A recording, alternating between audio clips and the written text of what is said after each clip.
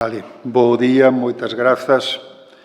Moitas grazas tamén á organización polo convite a estas xornadas. Unha aclaración en todo caso que eu ocupaba ese posto de traballo ata hai 2 meses. Digo porque estamos en Pontevedra e pode haber certa sensibilidade co asunto. Non fun cesado, xubileime, que quede claro.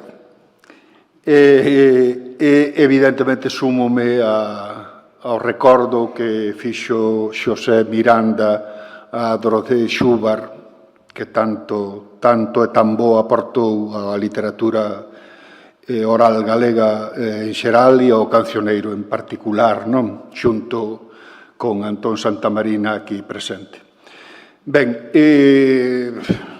eu tamén xa pido desculpas porque evidentemente teño que facer un breve comentario, unha sinose do que en realidade é o traballo que vai saír impreso dentro dun tempo sobre o tema da onomástica no conto galego de tradición oral e dicir así sintéticamente que evidentemente no xénero conto tamén, como nos aspectos do cancioneiro que tocaron Xoán Ramiro Cuba e Xosé Miranda e Blanco, pois habería moitísimo máis que falar, incluso moito máis que escribir no texto que se vai publicar. Afortunadamente, traballamos nun campo moi rico, moi interesante e, por outro lado, en xeral, e sobre todo no campo do conto, aínda bastante pouco investigado, bastante pouco traballado e menos, posto que isto creo que é o primeiro traballo que se fai sobre a onomástica no conto neste campo, que é o que importa estas xornadas, non? En primeiro lugar, decir que os personaxes dos contos de tradición oral galegos, a inmensa maioría, non teñen nome propio, enténdase. Son personaxes estereotipados, é dicir, aí están os reis, as raíñas, os príncipes, as princesas, os homes e as mulleres, parvos ou listos, vellos ou novos, etc. E na inmensa maioría dos contos os personaxes son deste tipo. O mesmo sucede cos topónimos, cos lugares onde suceden os contos que normalmente ou ben son lugares comuns, poden ser castelos, poden ser casas, muiños, pode ser calquera lugar, ou ben son lugares, son topónimos coñecidos, reais, que o narrador ou a narradora usa para darlle veracidade, para facer crible a historia, aínda que sexa de ficción, que está contando, para ubicala, e o mesmo pasa cos antropónimos, cos nomes propios, que moitas veces son personaxes que teñen certa, ou tiveron no pasado, certa sona, podemos chamarlles tópicos antroponímicos, que por graciosos, por exemplo, ou por xente que tiña unhas características determinadas e que nunha comarca, área máis ou menos grande, bueno, pois queda o nome como un referente nese tipo de relatos. En xeral, cando se usan nomes propios nos contos, os nomes máis socorridos, os que máis aparecen para as mulleres son, e os seus diminutivos, os seus hipocorísticos, son María, Sabela, Xoana, Marica, Mariquiña, pasa un pouco como no cancioneiro, non? Maruxa, por exemplo, e pos homes, evidentemente, Xan e Pedro, pero tamén aparecen frecuentemente os Farruco, Manuel, Mingos, Xanciño, Perucho, Perico e algúns máis.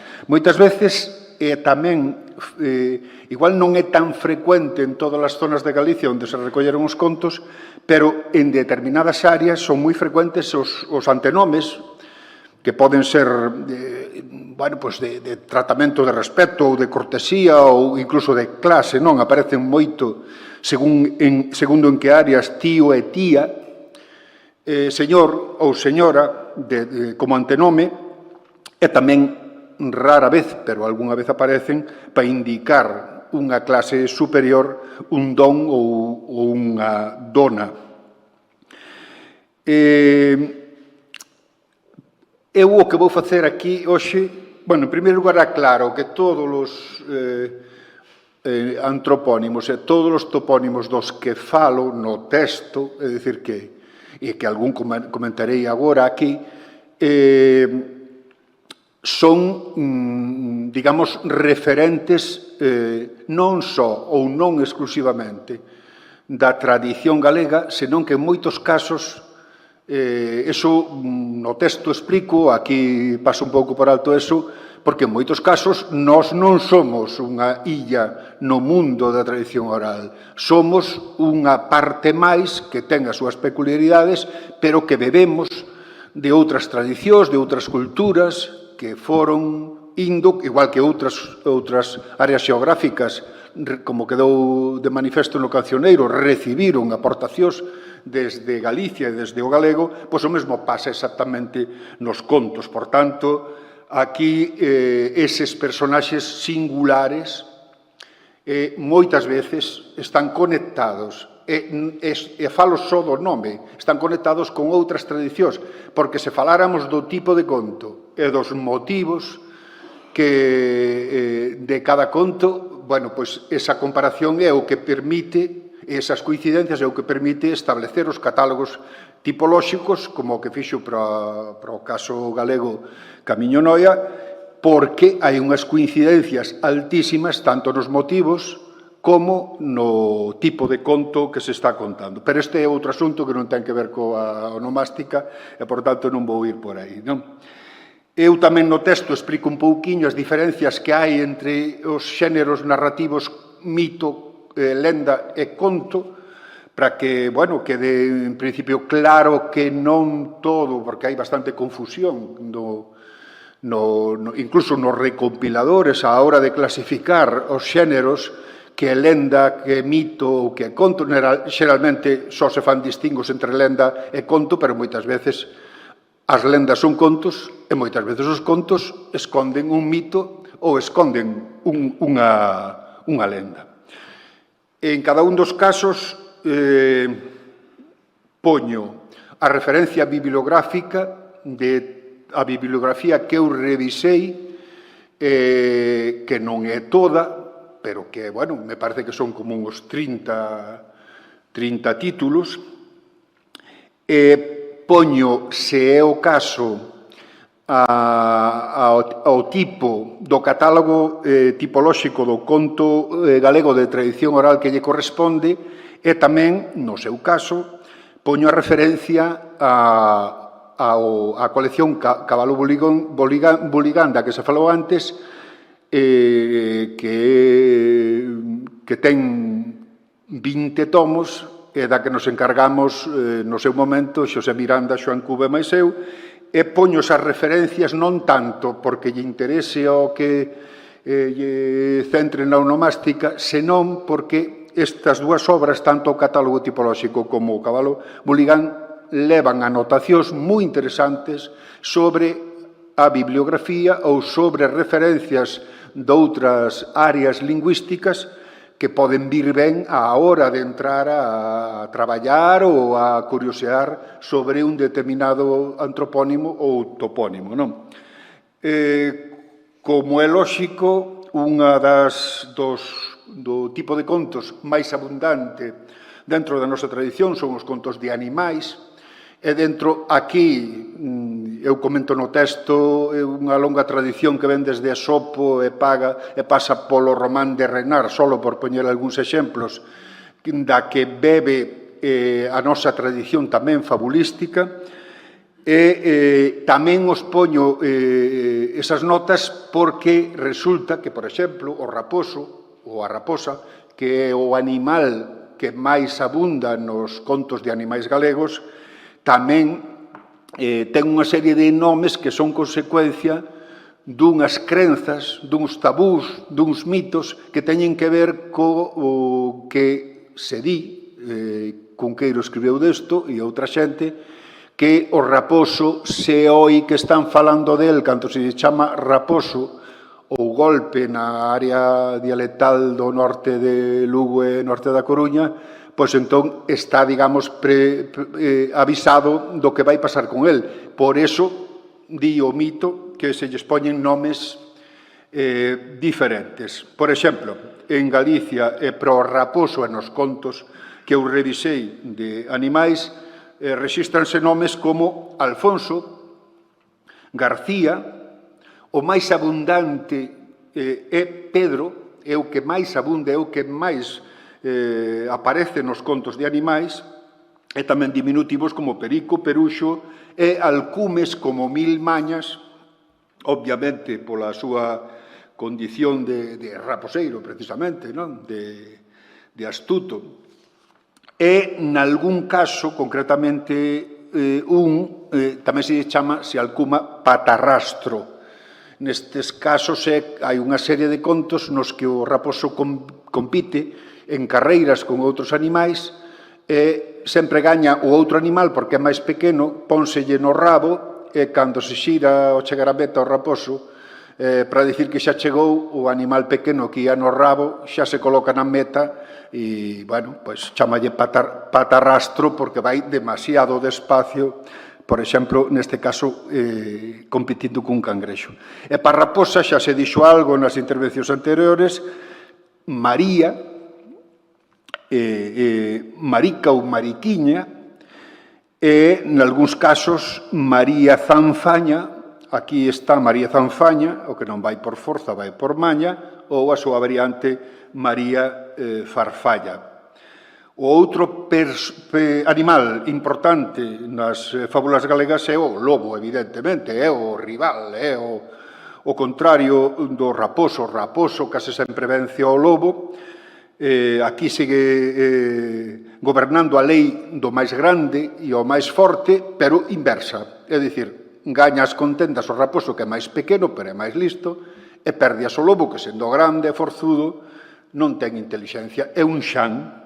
E xustamente xan é o nome que máis se lle dá ao lobo nos contos de animais galegos.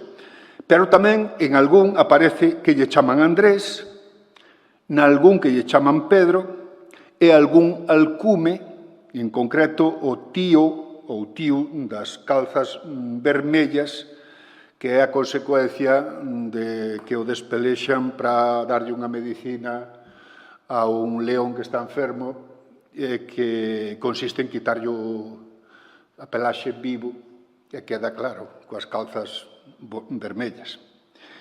Outro galo que aparece con frecuencia nos contos de animais, outro animal, é o galo, que se lle chama habitualmente perico, e tamén coidado. O coidado ten, un contexto nun conto moi concreto que é, despois de botarlle a boca ao raposo, o galo pídelle que fale, e cando abra a boca para falar, o raposo chámalle coidado, volve pola roupa, ou xan coidado, volve pola roupa, e dice, xa cho teño. Xa escapou, evidentemente, aproveitou para marchar, non?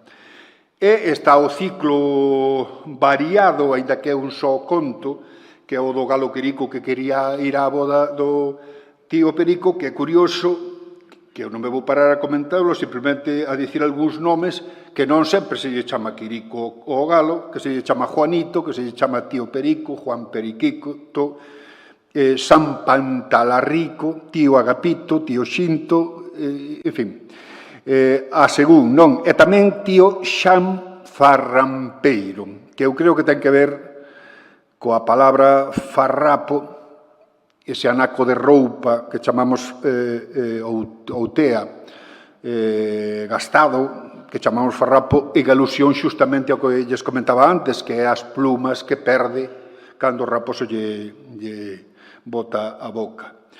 E, nalgún conto, chámaselle carretamañás. Carretamañás, evidentemente, en referencia ao costume dos galos de cantar ao alborexar, non? Outro animal que aparece con certa frecuencia é o sapo. E fixadevos, comparte co raposo o de Alfonso, pero tamén se chama Alonso, Lonxo, Lucas, tamén Pedro, Xan e Pedro, xa vedes que vale para case todo, non? E a sapa, é dicir, o sapo María, volvemos coas maricas, etc., etc. O gato aparece moitísimo menos nos contos de animais, pero cando aparece e ten nome, chámaselle ou ben Mingos ou ben Mundo. Non dá tempo a contar os contos. Hai mundo. A muller que ten o marido ali morto e non ve a maneira de comer uns liscos, méteos entre as pernas e ven o gato e vaillos collendo un a un. Hai mundo. Como te los vas llevando de uno en uno. Pero son os torrezmos, non era polo marido morto. E tamén aparece outra vez a marica, o nome da pega, e aparece un só caso, que deste tiña que falar Xoán Cuba, o caracol, que se chama Remoldiño. Eu creo que este conto, que aínda que nós o recollemos na Fonsagrada, aparece con ese nome que debe ser de orixe impresa. E o que si vos digo é que, se queredes buscadio, Xoán Cuba fixo unhas recreacións literarias con este personaxe, co caracol Remoldiño, que é unha historia tamén curiosa, non? Remoldiño ten que ir polo viño para comer unhas empanadas, que en vez de ir polo viño vixía se os colegas comen a empanada mentre vai polo viño. A cuestión é que non vai polo viño, e os outros cánsanse de esperar e empezan a comer a empanada. Remoldiño non me lo conto todo. Cabríase, claro, así que non iba a desesperar polo viño. Ben, e logo hai un grupo que só aparece nos contos maravillosos ou ordinarios nos que aparecen os cabalos. Un en concreto que se chama Cabalo Boligán, que aparece nun conto de Carré, e logo en varios contos aparecen os cabalos, ás veces chamados bestas ou eguas, do vento, do aire, da luz e do pensamento. Estes cabalos aparecen sempre que hai fugas máxicas. Hai unha situación de fuga e estes cabalos, pola orde que vos din, vento, aire, luz e pensamento, son de menos rápido a máis veloz. O máis veloz é o cabalo do pensamento. Creo que, porque eu sei que isto vai a toda máquina, vou destacar dentro dos antropónimos algúns, e estes son dos que eu vos dixen antes que eran singulares, personaxes principais de determinados contos da tradición galega, como seguro que vos soa Brancaflor. Brancaflor, que é normalmente a filla máis nova do Demo, a filla máis nova e a máis guapa do Demo.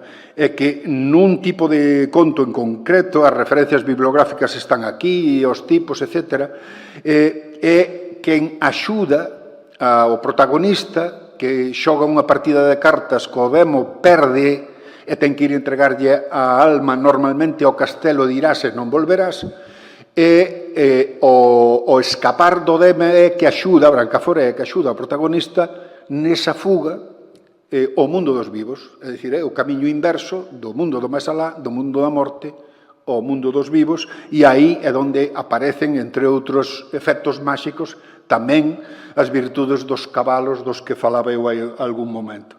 Tamén nos aparecen algún conto Brancaneves, pero que non ten nada que ver co conto que todos coñecemos como de Brancaneves, aínda que normalmente nas versións galegas é unha princesa, normalmente unha noiva esquecida, é dicir, o pretendente esqueceuse dela e logo, nun momento determinado, recupera a memoria e recupera o seu interese.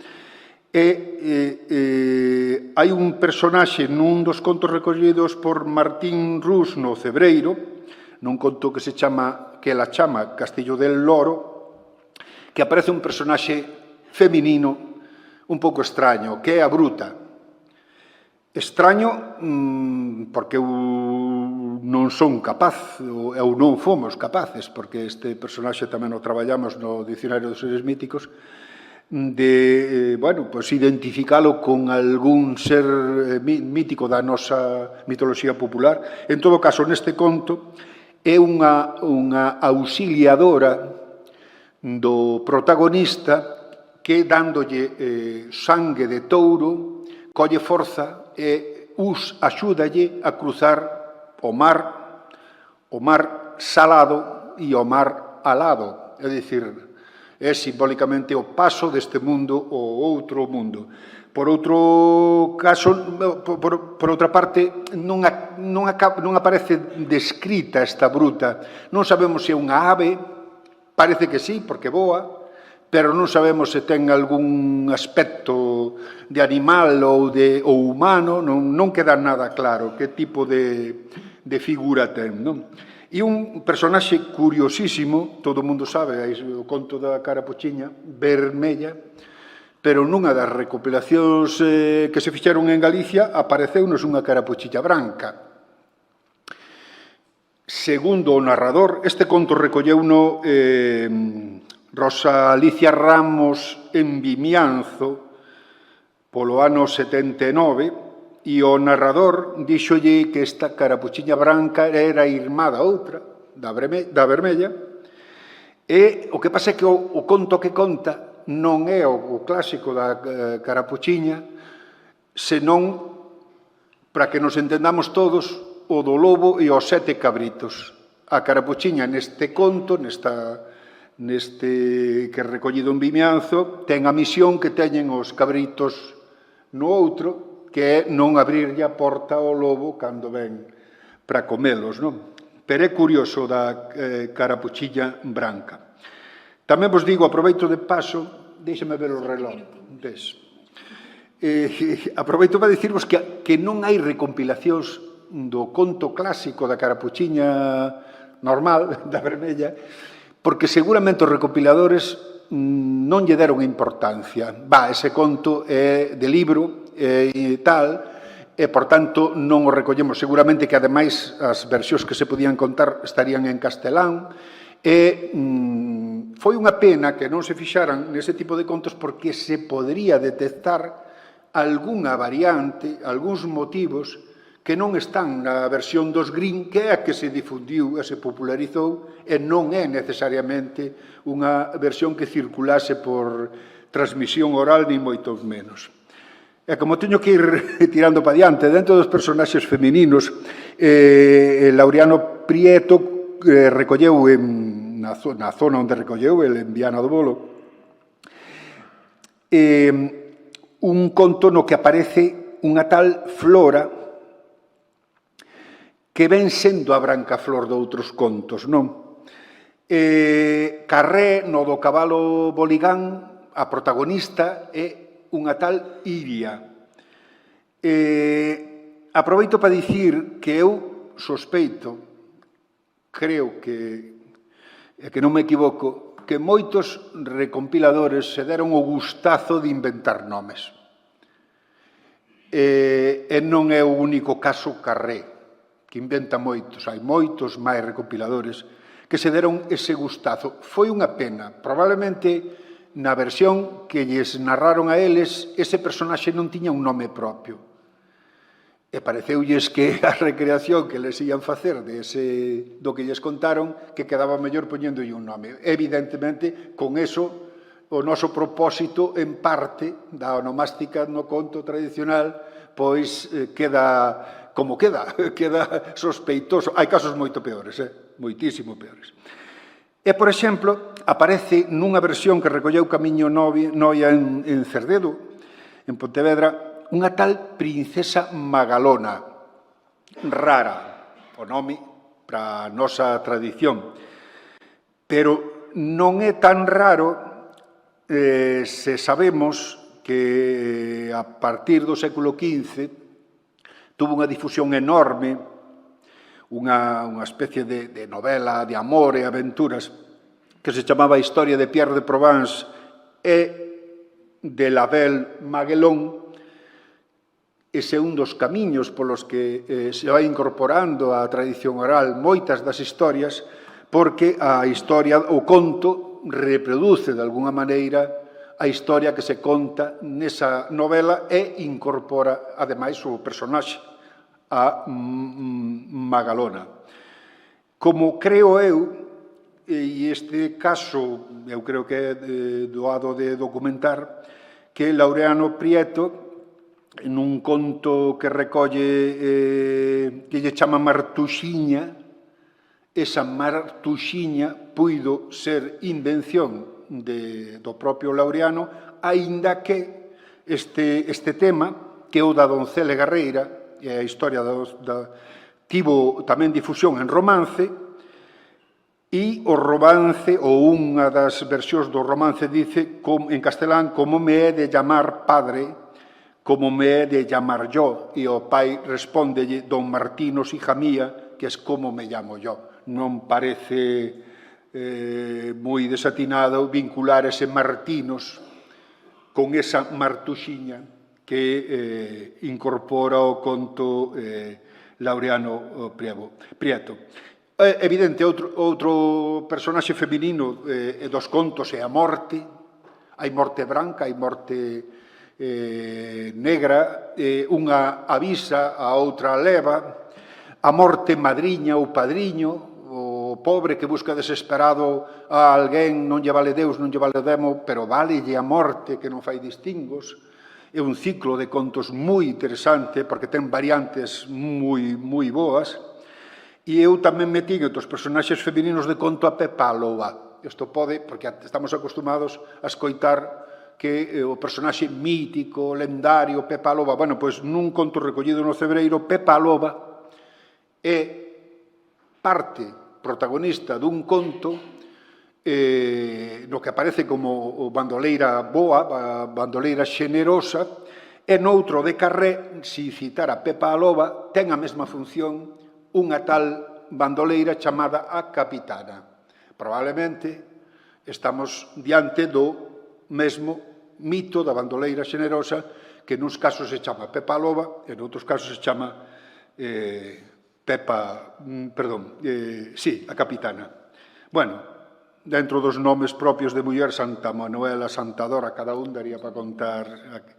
Santa Xenoveva, son axónimos que aparecen con frecuenta. Santa Susana, que aparece nun contexto diferente, non son contos maravillosos, é o do marido que é un xan, que se deita na cama e non entende meus pés, teus pés, pés do neno e outros pés. Non entende que a muller está coa amante na cama e exixe unha explicación. Meus pés, teus pés, pés do neno e outros pés.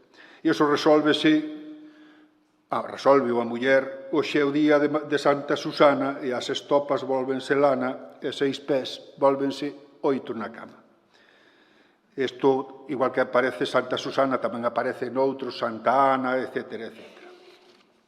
Dentro dos masculinos que me dixeron 3 minutos, vouvos destacar, aínda que eu teño anotados un alcume chamado Capa Parda, Graumillo, que é unha adaptación que fai do Pulgarcito Laureano Prieto, precisamente, en contos para nenos,